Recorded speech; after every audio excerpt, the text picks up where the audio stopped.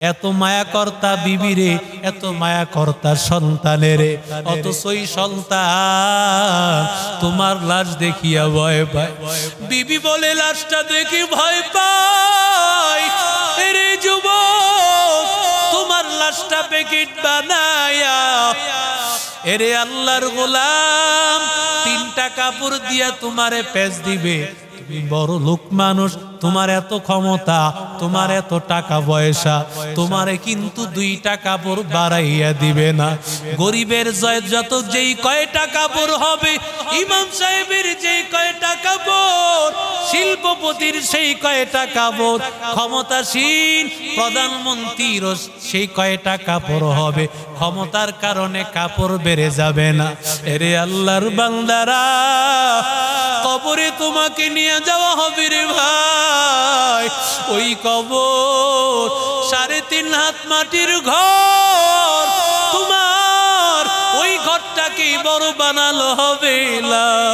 ওই ঘরে ডানেও মাটি, বামেও মাটি।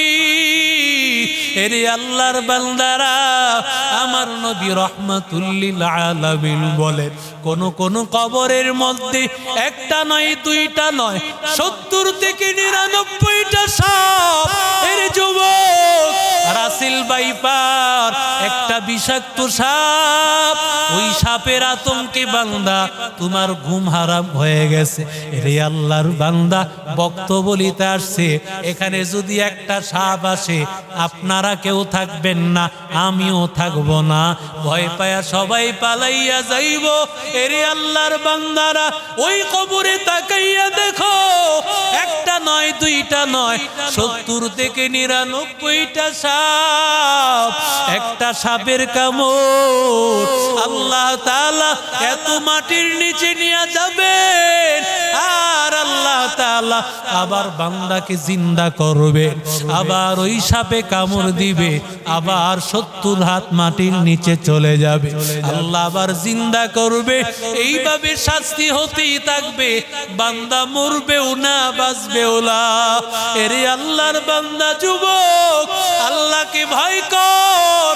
রাসেল ভাইপার থেকে আল্লাহ হেফাজত করবে। এগুলো আমার আল্লাহর গজব। বান্দা যখন নামাজ ছাড়িয়া দেয়, আল্লাহর কোরআন ছাড়িয়া দেয়, নবীর সুন্নত ছাড়িয়া দেয়, সুদের খাতায় নাম লিখায়, ঘুষের খাতায় নাম লিখায়, এরে আল্লাহর বান্দারা, তখন আল্লাহ এমন আযাব গজব দেয়, কখনো চিকনগুনিয়া, কখনো ডেঙ্গু জ্বর, কখনো করোনা ভাইরাস, আবার এখন রাসেল ভাইপার, জানি না কি গজব আল্লাহ দিয়া দিলেন। আমার আল্লাহর কাছে বান্দা তওবা করা ছাড়া আর কোনো রাস্তা নাই। আল্লাহকে বলো, আল্লাহ গুনাহ করে ফেলেছি, আর গুনাহ করব না। সুন্নতের উপর জীবনটা আল্লাহ কবুল করে নাও। যতদিন বাঁচবো সুন্নতটা পালন করব বান্দা, কারণ সুন্নতের উপর বান্দা তোমার সম্মান। যতই সুন্নত পালন করবা, তোমার চক্ষুটা বন্ধ হতে দেরি, সাথে সাথে জান্নাতে যেতে দেরি হবে না। খাদেম দেখেন, জামা দিলাম শুকনা, ইমাম শাফি দিলেন ভিজা, ডাক দিয়া বলে, লো ইমাম, জামা দিলাম আপনাকে শুকনা, ভিজা আমাকে দিলেন কি কারণে, ব্যাপার কি? ইমাম শাফি বলে, জামানার সবচাইতে বড় আশিকে রাসূল, তার জামাটা আমি ভিজাইয়া একটা বোতলের মধ্যে পানি রেখে দিয়েছি। আসরের আমি ইন্তেকালের পরে আমার পরিবারকে ওসিয়ত করে রেখেছি, তারা যেন এই পানি দিয়ে আমারে গোসল করায়। কারণ একজন আশিকে রাসূল, ওই আশিকে রাসূলের কাপড় ভিজানো পানি দিয়া যদি আমারে গোসল করানো হয়, আমি আল্লাহর কাছে আশাবাদী, এই উসিলায় আল্লাহ মাফ করে দিবে। এরে নবীর আশিক উম্মতের দল,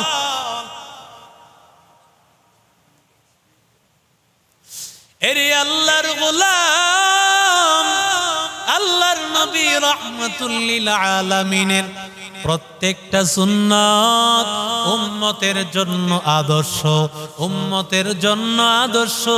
আল্লাহ তাআলা বলেন, লাকাদ কানা লাকুম ফি রাসূলিল্লাহি উসওয়াতুন হাসানা, পয়গম্বরের মধ্যে তোমাদের জন্য রয়েছে উত্তম আদর্শ। কথা বলেন ঠিক না বেঠিক? এমন কোন দিক নাই যেই দিকে নবীর কোনো আদর্শ নাই। পয়গম্বরের আদর্শ ছিল ডান দিক দিয়া চলা, প্রতিটা ভালো কাজে ডান দিক ব্যবহার করা। কারণ আমার আল্লাহ তাআলা হাশরের ময়দানে ডাক দিয়া বলবেন, আসহাবুল ইয়ামিন, কোথায় আছো ডান দিকওয়ালারা? যারা ডান কাজ ব্যবহার কর্তা, ডান দিক ব্যবহার কর্তা। আমি আল্লাহ ডানপন্থীকে ভালোবাসি। আজকে ডানপন্থী ওয়ালাদেরকে আমি আল্লাহ তাআলা জান্নাত দিয়া দিব।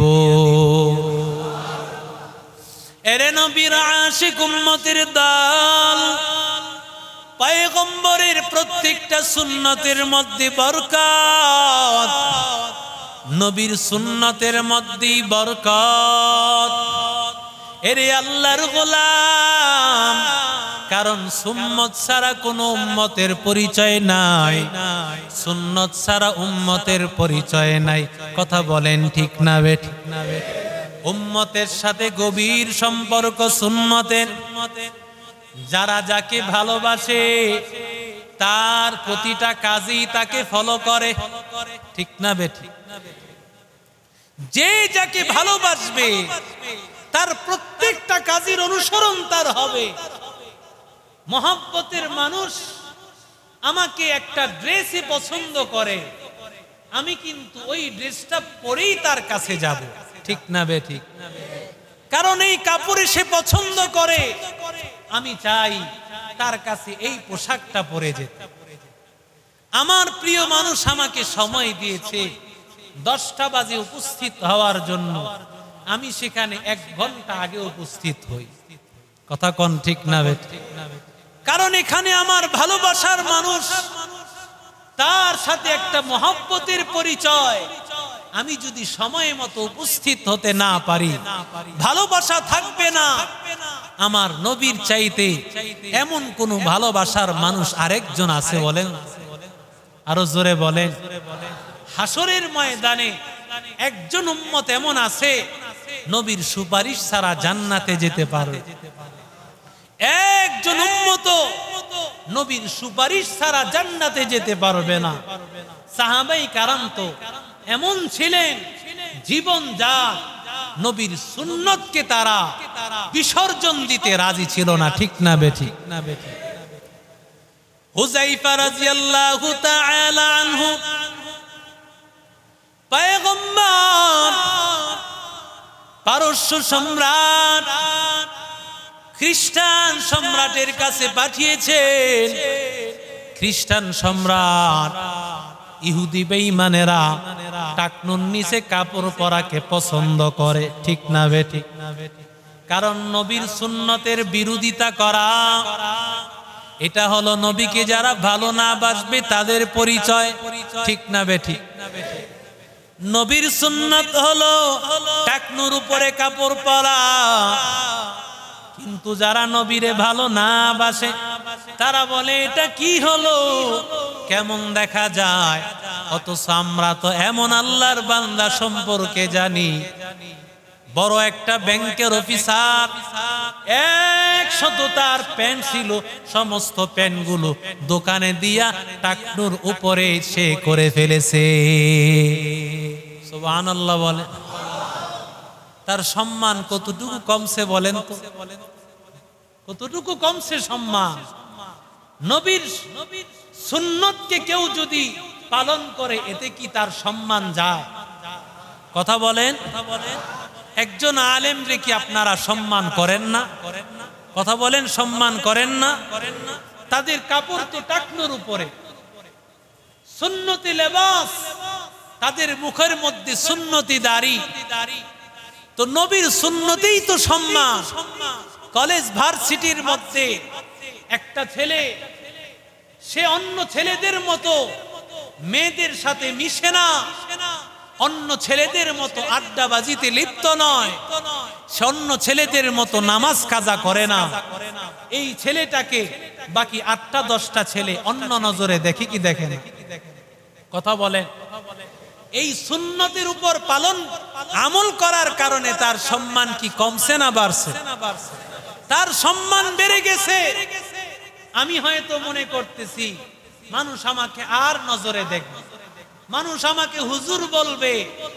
আসলে হুজুর বলা এটা তো সাধারণ কথা নয়। একজন আলেমের লেবাস, একজন নবীর লেবাস যদি আমার আপনার ভিতরে আসে, আল্লাহ তাআলা আলেম না বানাইয়াও হাসরের ময়দানে ওই ইমামের লেবাস ধারণ করার কারণে আল্লাহ মাফ করে দিবে। এরে নবীর আশিক উম্মতের দল, আল্লাহ তাআলা এক আল্লাহর বান্দাকে ধ্বংস করার জন্য আল্লাহ তাআলা মুসা কালিমুল্লাহ আল্লাহর কাছে অর্ডার করেছেন, আল্লাহর কাছে আরজি করেছেন, ও মালিক, আয় আল্লাহ অমুক বান্দাকে ধ্বংস করে দাও। আল্লাহ ডাক দিয়া বলেন, ও মুসা, তুমি কি তাকাইয়া দেখো না যেই বান্দাকে তুমি ধ্বংস করতে বলতেছো, আমি আল্লাহ তো তাকাইয়া দেখতেছি ওই বান্দার মধ্যে তোমার মতো আকৃতি, সে লেবাস ধারণ করেছে, তার মুখের মধ্যে তোমার মতো সুন্নতি দাঁড়িয়ে আছে। আর জোরে বলেন, মুসা নবী দামি না আমার নবী দামি? কথা কয় না। আমার নবীর দাম বেশি না মুসা নবীর দাম বেশি? আরো জোরে বলেন, আমার নবীর দাম সমস্ত পৃথিবীর সব কিছুর উপরে। বান্দা আল্লাহর পরে যার স্থান, আল্লাহর পরে যেই মানুষটার স্থান, তিনি হলেন রাহমাতুল লিল আলামিন, আমার মায়ার নবী। যদি মুসা কালিমুল্লাহর চেহারার সাথে মিলাইয়া সুন্নতি দাড়ি রাখার কারণে আল্লাহ তাকে মাফ করতে পারে। এরে যুবক, রাহমাতুল লিল আলামিনের মহব্বতে আমি আপনি যদি নবীর সুন্নতটা আকৃতি ধারণ করতে পারি, আমার আল্লাহ কি কবরে আমাকে মাফ করবে না? কথা বল না কেন? আল্লাহ তাআলা ডাক দিয়া বলবেন, এরে গোলাম, তুমি আমার নবীর সুন্নত নিয়েছো, আমি আল্লাহ এই একটা সুন্নতের কারণে তোমার জীবনের সব গুনাহ মাফ করে দিলাম। এরে আল্লাহর গোলাম, নবীর সুন্নতের এত দাম, একটা সুন্নত পালন করতে পারলে তোমার জীবন সার্থক হয়ে যাবে বান্দা। এরে গোলাম, আমার মায়ার নবী রাহমাতুল লিল আলামিন, আমার মায়ার নবী বিদায় হজের মধ্যে যখন মায়ার নবী সাহাবীদের সামনে দাঁড়াইয়া কসওয়া নামক উটের উপর উঠিয়া আল্লাহর নবী ডাক দিয়া বলেন, ও সাহাবী, আল্লাহ তাআলা আমার উপর যেই দায়িত্ব দিয়েছে, ওই দায়িত্ব কি আমি নবী তোমাদেরকে পৌঁছায় দিতে পেরেছি কিনা? সাহাবীরা ডাক দিয়া কয়, গো নবী, শুধু আপনি পৌঁছায়া দেন নাই, হক পরিপূর্ণ পালন করেছেন। কেন আল্লাহর নবী পালন করবেন না? আমার মায়ার নবী তো বাথরুমে ঢুকতেও তো কতটা সুন্নত নবী শিখায় দিয়েছেন। বাম্পা দিয়া প্রবেশ করবা, ঢুকার আগে তুমি দোয়া পড়ে ঢুকবা, আল্লাহুম্মা ইন্নী আউযু বিকা মিনাল খুবুসি ওয়াল খাবাইস। আর ঢুকার আগে মাথার মধ্যে কাপড় দিয়া নাও, ভিতরে তুমি প্রবেশ করো, ঢোকার পরে তুমি বাম পায়ের দিকে একটু ভর করে তুমি বসো, 3টা ডিলা ব্যবহার করো, ডিলার পরে আবার তুমি পানিও ব্যবহার করো। আল্লাহর নবী বলেন পানি ব্যবহার করার পর সম্ভব হলে ওযু করিয়া বের হও। বের হওয়ার সময় বান্দা ডান পা দিয়া বের হইবা, আর বান্দা তুমি বের হওয়ার পরে দোয়া পড়ো, গুফরানাকা আলহামদুলিল্লাহিল্লাযী আযহাবা আন্নিল আযা ওয়া আফানি। আল্লাহু আকবার। বাথরুমে ঢুকতে আর বাহিরে আসতে কতটা সুন্নাত, এগুলোও মায়ার নবী শিখিয়েছেন। কিছুই তো নবী বাদ দেন নাই। সাহাবীরা বলেন নবী আল্লাহ যা দায়িত্ব দিয়েছে সব পুঙ্খানুপুঙ্খানু পালন করেছেন, হক আদায় করেছেন। আল্লাহর নবী শাহাদাত আঙ্গুল ইশারা করে আল্লাহকে ডাক দিয়া বলে আল্লাহুম্মা শাহাদ, আল্লাহুম্মা শাহাদ, আল্লাহুম্মা শাহাদ। আয় আল্লাহ তুমি সাক্ষী থাকো, আয় আল্লাহ তুমি সাক্ষী থাকো। আল্লাহ তোমার পক্ষ থেকে যেই দায়িত্ব আল্লাহ আমাকে দিয়েছো সব দায়িত্ব আল্লাহ উম্মতের কাছে পৌঁছায় দিয়েছি। আল্লাহ তখন জিব্রাইলকে পাঠাইয়া দেন, ও জিব্রাইল তাড়াতাড়ি নবীর কাছে যাও, নবীর কাছে গিয়া বলো আমি আল্লাহ সাক্ষী হয়ে গেছি, আমি আল্লাহ তাআলা নবীর এই সাক্ষীর সাথে সাক্ষী হয়ে গেছি। আল্লাহর নবী এবার কোরআনের আয়াত নাজিল হয়ে গেল, আল-ইয়াউমা আকমালতু লাকুম দীনাকুম ওয়া আতমামতু আলাইকুম নি'মাতি ওয়া রাদিতু লাকুমুল ইসলাম দীনা। আল্লাহ তাআলা বলেন আজকে দিন পূর্ণাঙ্গ হয়ে গেছে, দ্বীনের বিধিবিধান পূর্ণাঙ্গ হয়ে গেছে।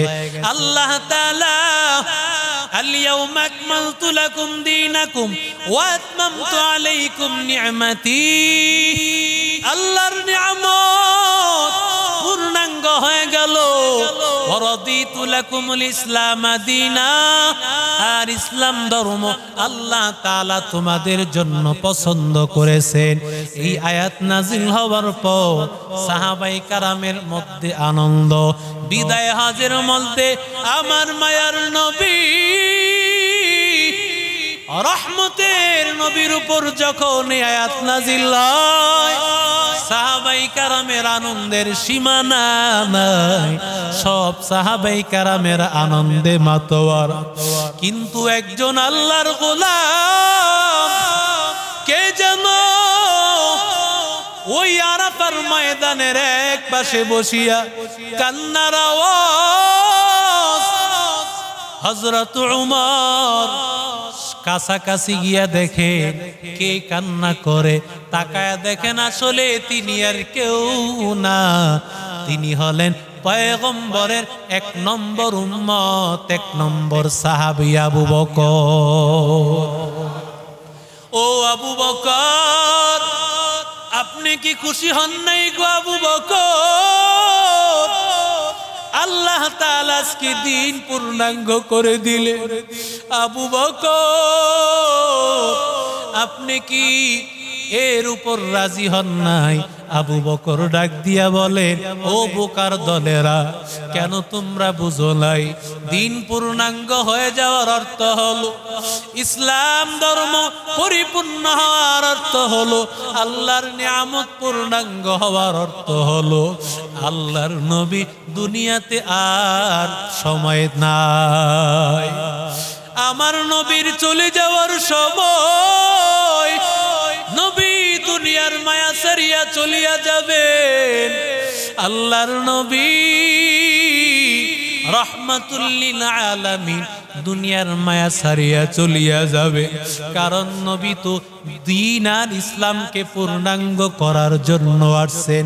ইসলাম ধর্ম পূর্ণাঙ্গ হয়ে গেছে, নবী আর থাকবে না। যেই সাহাবীরা আনন্দ করতেছিল, ওমরের চোখে পানি, ওমরের কান্না দেখে হযরত আলীও কান্না করেন, উসমানও কান্না করেন রে ভাই। হযরত ওমর আর উসমান আলীর কান্না দেখিয়া গোটা আরাফার ময়দানের যারা হাসি খুশি ছিল, চিত্র পাল্টায় গেছে। এবার সবার মধ্যেই কান্নার আওয়াজ, সবাই কান্না করতেছে রে ভাই। কারণ নবীকে সাহাবীরা কলিজা দিয়া ভালোবাসে।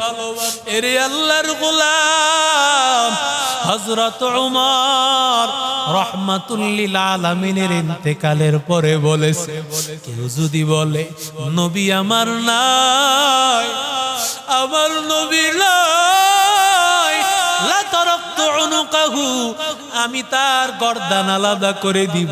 কেউ যদি বলো আমার নবী নাই, তাহলে আমি তার গর্দান আলাদা করে দিব। কেমন ভালোবাসতো আমার নবীকে রে উম্মত।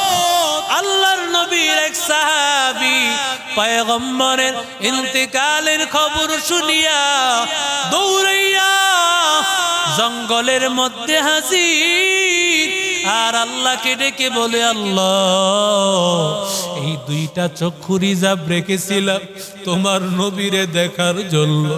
নবী যদি নাই থাকে রে আল্লাহ, এই চক্ষুর আর দরকার নাই, চক্ষু কারিয়া নাও। আল্লাহর নবী রাহমাতুল লিল আলামিনকে সাহাবীরা তো এতটাই ভালোবাসতেন। আল্লাহর নবী ডাক দিয়া বলেন, এরে উম্মতের দলাই, টেনশন করিও না, যদিও আমি নবী চলে যাচ্ছি, তারাকতু ফীকুম আমরাইন, দুইটা জিনিস তোমাদের কাছে রেখে গেলাম। একটা হলো কিতাবাল্লাহ ওয়া সুন্নাত রাসূলি, এক নম্বর হলো আল্লাহর কোরআন, দুই নম্বর হলো আমি নবীর সুন্নাত। আল্লাহর নবী বলেন, লান তাদিল্লু মা তামাসসাকতুম বিহিমা কিতাবাল্লাহি ওয়া সুন্নাত রাসূলি, যতক্ষণ পর্যন্ত আল্লাহর দ্বীনকে আঁকড়ায় ধরবা, আল্লাহর কোরআনকে আঁকড়ায় ধরবা, নবীর আদর্শকে আঁকড়ায় ধরবা, তোমাদের ধ্বংস কোনোদিন আর হবে না। আল্লাহু আকবার বলেন। এরে যুবক, আজকে থেকে ওয়াদা কর,